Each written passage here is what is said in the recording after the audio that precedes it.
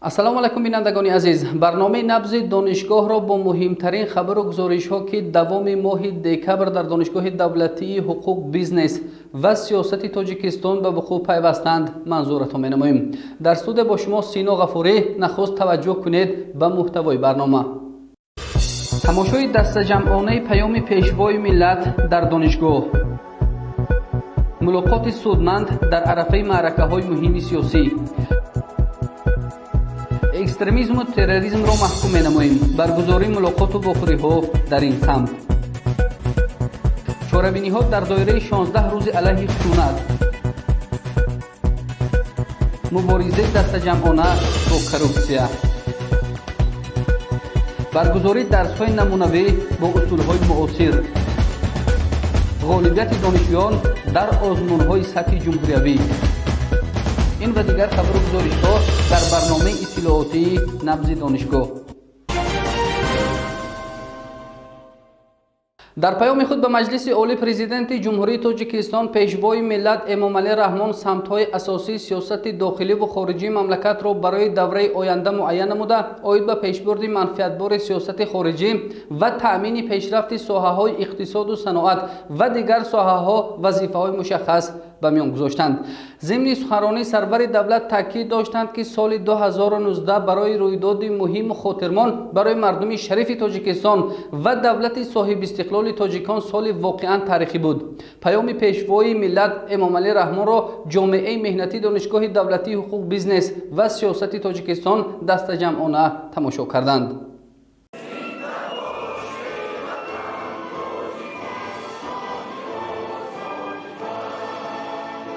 имсол дар фазои осудаҳолӣ ва субот паёми асосгузори сулҳу ваҳдати миллӣ пешвои миллат президенти ҷумҳурии Тоҷикистон муҳтарам Эмомалӣ Раҳмон ба маҷлиси олии кишвар ироа гардид. паёми сарвари давлатро ки раҳнамои рушду соҳаҳои хоҷагии халқ мебошад, тамоми кормандон ва устодони донишҷӯёни донишгоҳи давлатӣ, ҳуқуқ, бизнес ва сиёсати Тоҷикистон дастаҷамъона тамошо карданд. дар паёми худ ба маҷлиси олӣ президенти ҷумҳурии Тоҷикистон пешвои миллат муҳтарам Эмомалӣ Раҳмон самтҳои асосии сиёсати дохилию хориҷии мамлакатро барои давраҳои оянда муайян намуда, оид ба пешбурди манфиатбори сиёсати хориҷӣ ва таъмини пешрафти соҳаҳои иқтисоду саноат, энергетика, роҳу нақлиёт, амнияту мудофиа, ҳифзи ҳуқуқу тартибот, тандурустӣ, фарҳанг, илму маориф, ҳифзи иҷтимоии аҳолӣ, ҷавонон, варзиш ва сайёҳӣ вазифаҳои мушаххас ба миён гузоштанд. президенти муаззими кишвар ба таври муфассал баҳри мақсади асосӣ ва марказии ҳукумати кишвар, яъне баланд намудани сатҳи сифати зиндагии мардум зикр карданд ки дар асоси амалӣ шудани ин барномаҳо сатҳи камбизоатӣ ба 25% фароварда шуд ва то дар соли 2020 пешвои кишвар зикр намуданд ки бояд ки сатҳи камбизоатӣ дар ҷумҳурии Тоҷикистон ба 18% фароварда шавад ва барои амалӣ карда шудани ин пешниҳодҳои бузург ҳам дар ҳаме ҷода аз ҷониби президенти кишвар баён карда шуданд. масалан зикр карда шуданд ки имрӯз бояд ки ҳавасмандгардонии содироти истеҳсоли содироти мамлакат бояд ки баланд карда шавад ва ҳатто дар ин ҷода зикр карданд ки аз ҳисоби он гӯям шахсони хориҷие ки ба иқтисодиёти кишвар то $1 миллион амрикоӣ ворид мекунанд, раводидҳои нави 5-солаву 3-сола аз он ҷумла барои шаҳрвандони мамлакатамон ки дар буруни кишвар дар бурун марз зиндагӣ мекунанд то 3 сол зиёд карда шавад ки ин ҳам як роҳи ҳавасманд кардани рушди иқтисодиёти миллӣ ва баланд кардани сатҳу сифати зиндагии мардум дар асоси ҳамин паёми имсолии президенти муаззими кишвар баён карда шуданд. паёми пешвои миллатро аҳли кормандон ва устодону донишҷӯёни донишгоҳ дар маҷлисгоҳҳои донишгоҳу факултетҳо, маркази тестии донишгоҳ, синфхонаҳои алоҳида ва хобгоҳу литсеи донишгоҳ бо ихлосу хоҳиши баланд ва таваҷҷӯҳи хоса тамошо намуданд. пешвои миллат зимни ироаи паём қайд намуданд ки соли 2019 бо рӯйдодҳои ниҳоят муҳиму хотирмони худ барои мардуми шарифи Тоҷикистон ва давлати соҳибистиқлоли тоҷикон соли воқеан таърихӣ буд. ва аҳли ҷомеаи меҳнатии донишгоҳи давлатии ҳуқуқ, бизнес ва сиёсати Тоҷикистон хостанд ҳайати профессорну омӯзгорон ва кормандони донишгоҳ бо як рӯҳии баланд бо таваҷҷӯҳи хоса паёми асосгузори сулҳу ваҳдати миллӣ президенти ҷумҳурии Тоҷикистонро гӯш карданд, тамошо карданд ва албатта дар паёми пешниҳоднамудаи асосгузори сулҳу ваҳдати миллӣ тамоми ҷанбаҳои ҳаёти хоҷагии халқи ҷумҳурии Тоҷикистон мавриди таҳлили дақиқу амиқ қарор гирифт ва хосатан қайд кардан зарур аст ки дар паёми имсола таҳлили давоми 7 соли фаъолияти ҳукумати ҷумҳурии тоҷикистон мавриди таҳлил қарор гирифт ва аз ҷумла бо таври муқоисакунӣ бо солҳои 2013 ва 2019 тамоми ҷанбаҳои ҳаёти хоҷагии халқи ҷумҳурии тоҷикистон таҳлил карда шуд. як нуқтаи асосие ки асосгузори сулҳи ваҳдати миллӣ пешниҳод намуданд барои таҳлили ин таҳлили солҳои 2018-2021 эълон шудани солҳои рушди сайёҳӣ ҳунарҳои мардумӣ ва деҳот мавриди таҳлил қарор гирифта шуд ва дар он ҷо қайд карданд ки дар заминаи донишкадаи соҳибкорӣ ва хизмат ки дар ҷумҳурии тоҷикистон айни замон фаъолият дорад ташкил намудани донишгоҳи сайёҳӣ соҳибкорӣ ва хизмат донишкадаи сайёҳӣ соҳибкорӣ ва хизмат мебошад ва албатта барои боз ҳам рушд додани сайёҳӣ дар ҷумҳурии тоҷикистон ки ҷумҳурии тоҷикистон яке аз минтақаҳои сайёҳӣ дар тамоми ҷаҳон эътироф карда мешавад пешниҳод гардидани якчанд лоиҳаҳое ки бояд қонунгузор онро қабул кунад аз ҷониби пешвои миллат бисёр айни муддоъ буд. зимни тамошои дастаҷамона устодону донишҷӯёни донишгоҳ изҳор намуданд ки паём ин раҳнамоест ки бояд ҳар нафар онро сармашқи фаъолияти худ қарор диҳад. дар паёми асосгузори сулҳу ваҳдати миллӣ пешвои миллат президенти ҷумҳурии тоҷикистон муҳтарам эмомалӣ раҳмон тамоми самту соҳаҳои ҳаёти кишвар мавриди баррасиву таҳлил қарор гирифтанд ва он тамоми он пешниҳодҳое ки аз тарафи роҳбари кишвар манзур гардид ҳамаи он нигаронда шуданд барои беҳтар намудани зиндагии мардум ва ҳамчунин боло рафтани обрӯю эътибори кишвар дар арсаи минтақӣ ва байналмилалӣ. ҷомеаи меҳнатӣ ва кулли устодону донишҷӯёни донишгоҳ татбиқи амалии дастуру супоришҳои дар паёми пешвои миллат таъкидшударо меҳвари асосии фаъолияти хеш қарор медиҳанд. дар донишгоҳи давлатии ҳуқуқ бизнес ва сиёсати тоҷикистон мулоқоти комиссияи марказии интихобот ва райпурсии ҷумҳурии тоҷикистон бо ҳайати эҳтимолии комиссияи ҳавзаи интихоботӣ оид ба интихоби вакилон ба маҷлиси вакилони халқи шаҳри хуҷанд доир гардид. гузориши навбатии барнома аз рафти мулоқоти мазкур. мулоқот бо мақсади иҷрои талаботи қонунгузории ҷумҳурии тоҷикистон, баланд бардоштани рӯҳияи худогоҳию худшиносӣ, маърифати ҳуқуқӣ ва ширкати фаъолона дар ҳаёти сиёсии ҷамъиятӣ, аз ҷумла дар маъракаҳои интихоботӣ, пешгирии ҳуқуқвайронкунӣ ва ҷинояткорӣ, махсусан шомилшавӣ ба ҳизбу ҳаракатҳои ифротгаро, террористӣ ва экстремистӣ, эҳтироми арзишҳои миллӣ, фаъолгардонии ташкилотҳои ҷамъиятӣ, аз ҷумла Иттифоқи ҷавонони Тоҷикистон, маҳфили пайравони пешвои миллат дар асоси нақшачорабиниҳои ҳамкории мақомоти иҷрои ҳокимияти давлатии вилояти Суғд роҳандозӣ гардид. Дар чорабинӣ вазири маориф ва илми ҷумҳурии Тоҷикистон Нуриддин Саид, мудири шӯъбаи рушди иҷтимоӣ ва робита бо ҷомеаи мақомоти иҷрои ҳокимияти давлатии вилояти Суғд Тоҷибой Султонзода, коршиноси комиссияи марказии интихобот ва райпурсии ҷумҳурии Тоҷикистон Абдуллоҷон Усмонович, сардори раёсати адлия дар вилояти Суғд Мамлакат Раҳматзода, ректори донишгоҳи давлатии ҳуқуқ бизнес ва сиёсати Тоҷикистон Муъмин Шарифзода ва намояндаи раёсати кор бо ҷавонон ва варзиши вилояти Суғд Шаҳбоз Ахмедов маъруза намуданд. Баромадчиён перумони мавзӯъҳои интихобот, ҳамчун падидаи ҷомеаи демократӣ, маърифати ҳуқуқӣ ва нақши он дар ташаккули шахсияти ҷавонон, таъмини тартиботи ҷамъиятӣ ва нақши ҷавонон дар он, илму маърифат, асоси муқовимат бо терроризму экстремизм ва ифротгароӣ, худшиносии миллӣ ва ифтихори ватандории ҷавонон, омили ҳифзи суботи ҷомеа ҳарф заданд. зикр гардид ки имрӯз иқдомҳои наҷибу созандае ки дар кишварамон роҳандозӣ мешаванд ба хотири таҳкими пояҳои сиёсӣ, иқтисодӣ ва иҷтимоии давлати Тоҷикистон, фароҳам овардани шароити мусоиди зиндагӣ барои шаҳрвандон ва мустаҳкам намудани ваҳдати миллии тамоми кишварҳо равона гардидааст. бо шарофати иқдому ташаббусҳои созандаи асосгузори сулҳу ваҳдати миллӣ, пешвои миллат, президенти ҷумҳурии Тоҷикистон муҳтарам Эмомалӣ Раҳмон кишварамон ба ҳайси давлати ташаббускор дар арсаи ҷаҳонӣ шинохта шуд. ҳамзамон имрӯз мардуми сарбаланди кишвар дар арафаи маъракаҳои муҳими сиёсӣ қарор дорад. ин маъракаҳо дар ҳаёти сиёсии мамлакат тақдирсоз буда масъулияти ҳар фарди ҷомеаро дучанд месозад. дар интиҳои чорабинӣ аз ҷониби комиссияи марказии интихобот ва райпурсии ҷумҳурии Тоҷикистон ба ҳайати эҳтимолии комиссияи ҳавзаи интихоботӣ оид ба интихоботи вакилон ба маҷлиси вакилони халқи шаҳри Хуҷанд таъкид гардид ки дар маъракаи муҳими сиёсии кишвар фаъолона ширкат варзида қарзи шаҳрвандии худро бо масъулияти баланд иҷро намоянд. вобаста ба баланд бардоштани маърифати ҳуқуқии шаҳрвандон дар арафаи маъракаи муҳими сиёсӣ яъне интихобот ки соли оянда баргузор карда мешавад, як конференсии бо нуфузе баргузор карда шуд. боварӣ аз он дорем ки ҷавонон дар қатори дигар шахсоне ки дар интихобот иштирок менамоянд бетарафӣ зоҳир намуда фаъолона дар интихоботи оянда иштирок менамоянд.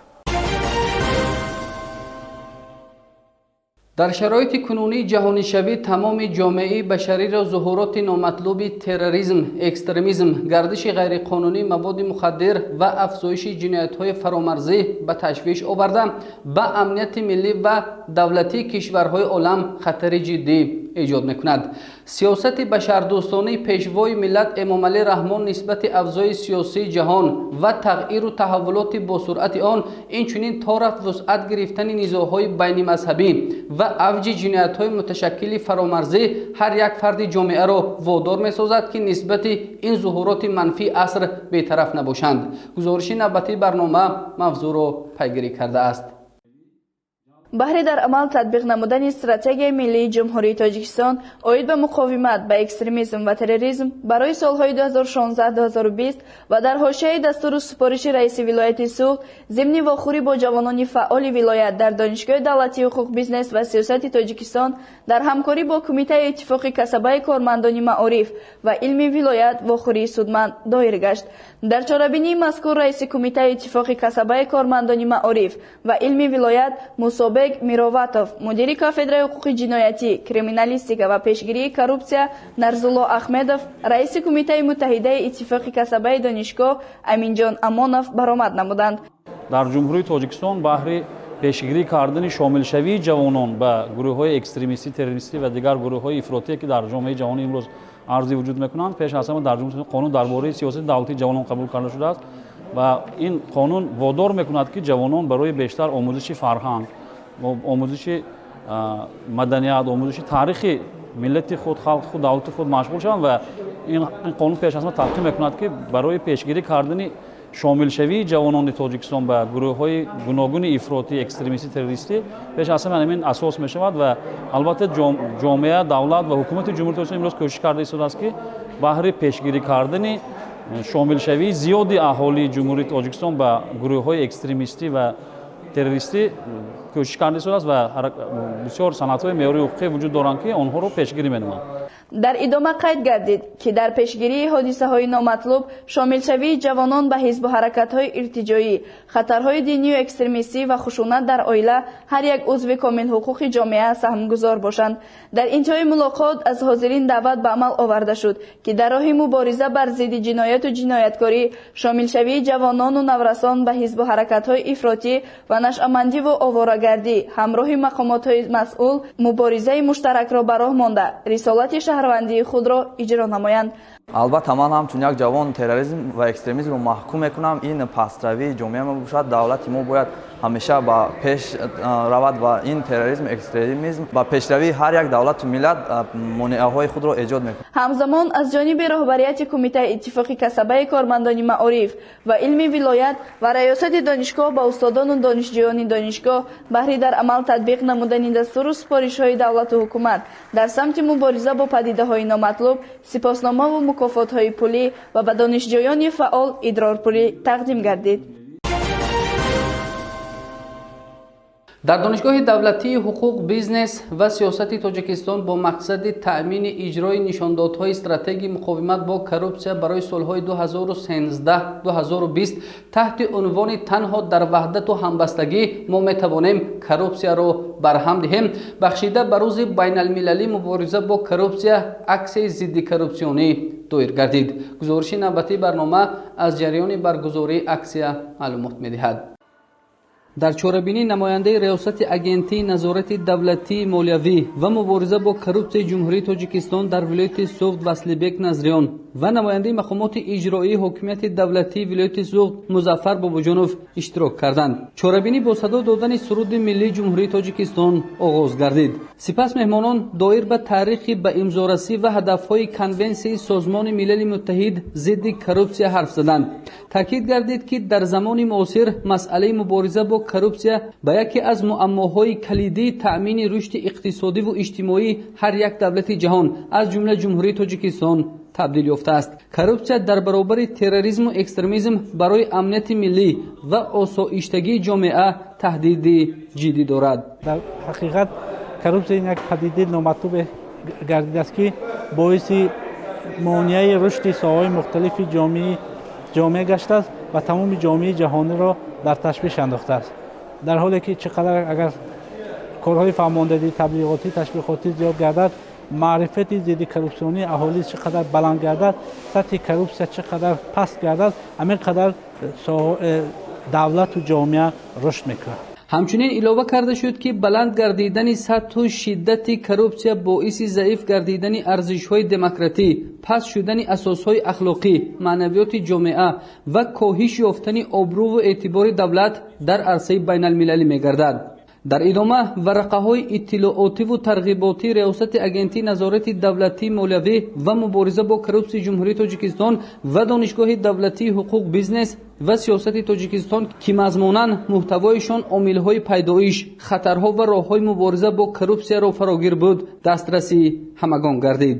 дар қисмати дигари чорабинӣ викторина ки аз чунин саволҳо шарҳи маънои истилоҳи коррупсия, номи сохтори махсус гардонидашудаи мубориза бо коррупсия, раҳбарони собиқ ва имрӯзии агентии назорати давлатии молиявӣ ва мубориза бо коррупсияи ҷумҳурии Тоҷикистон, ҳадафи қабули стратегияи муқовимат бо коррупсия дар ҷумҳурии Тоҷикистон ва ғайраҳо иборат буданд гузаронида шуд.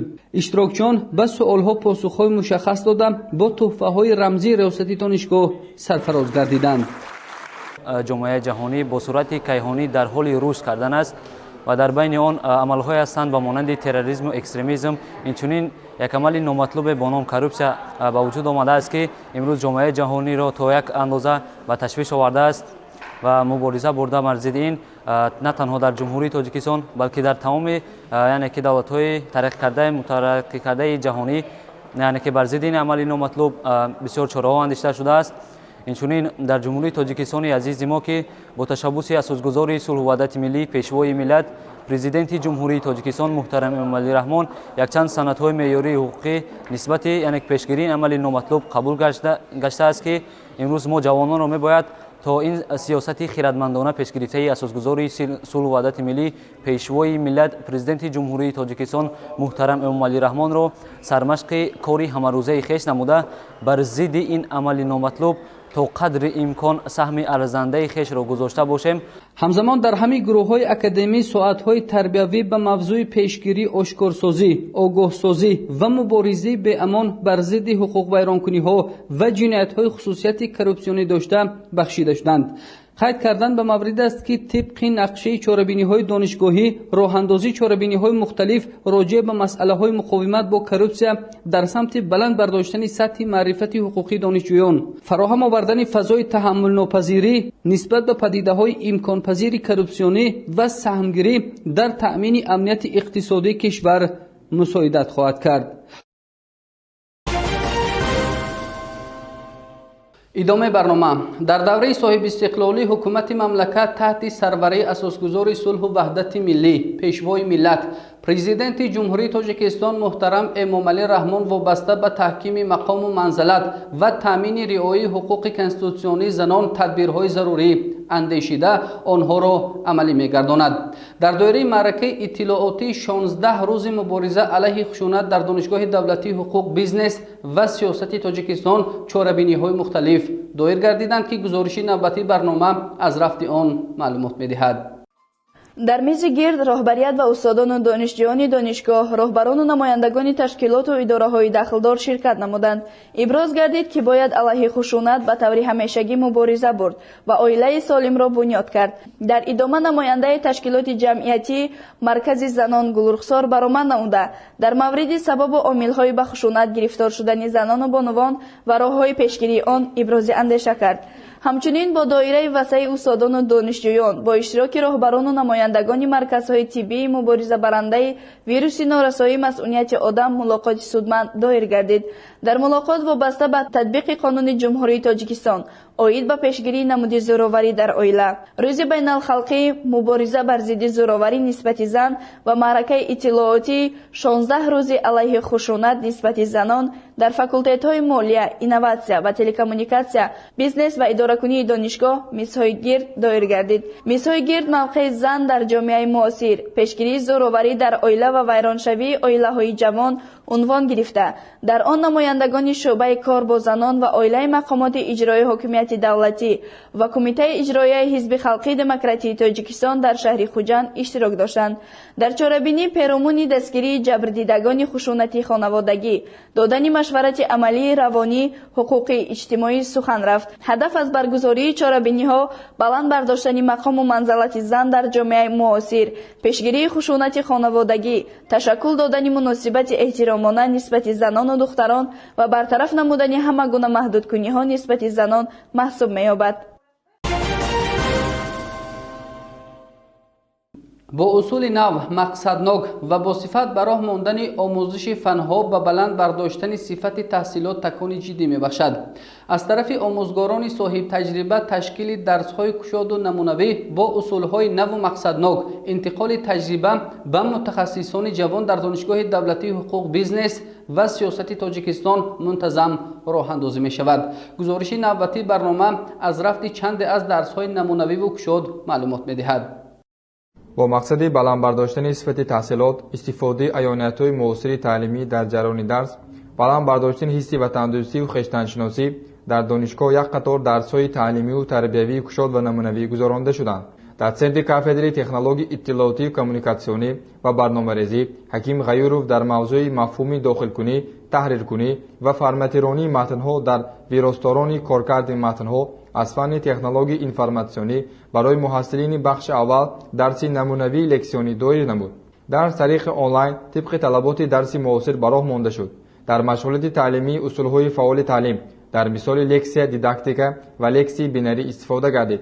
دانشجویان وابسته به نقش موضوع با طرز عملی برنامه‌ها تهیه کردند که از علاقمندکنی دانش‌های نظریوی با عملیه در روند مشغولیت شهادت می‌دهد. همچنین در کافدر سیاستشناسی دانشگاه از فن ژئوپلیتیک آسیای مرکزی در موضوع منفعت و مقام ژئوپلیتیکی تاجیکستان در نظام نو جهانی و مناطق آسیای مرکزی، در کافدر منیجمنت درس لکسیونی از فن اداره‌کنی اجتماعی اقتصادی در موضوع دستگیری حفظ اجتماعی اهالی در مملکت‌های خارجی، در کافدر فن‌های ریاضی طبیعت‌شناسی معاصر درس گشادی تعلیمی دایر گردیدند. همچنین در فاکولته اینواسیون و تلکومونیکاسیون در موضوع مسئولیت پدر و مادر در تعلیم و تربیت فرزند زینه‌های نو رشد جامعه با اشتراک دانشجویان و والدین آنها درس گشاد تربیوی دایر گردیدند. در همه درس‌های برگزار گردیده راهبری دانشگاه اشتراک نموده از جریان درس‌ها شناس و با آموزگاران توصیه و پیشنهادها ارائه کردند.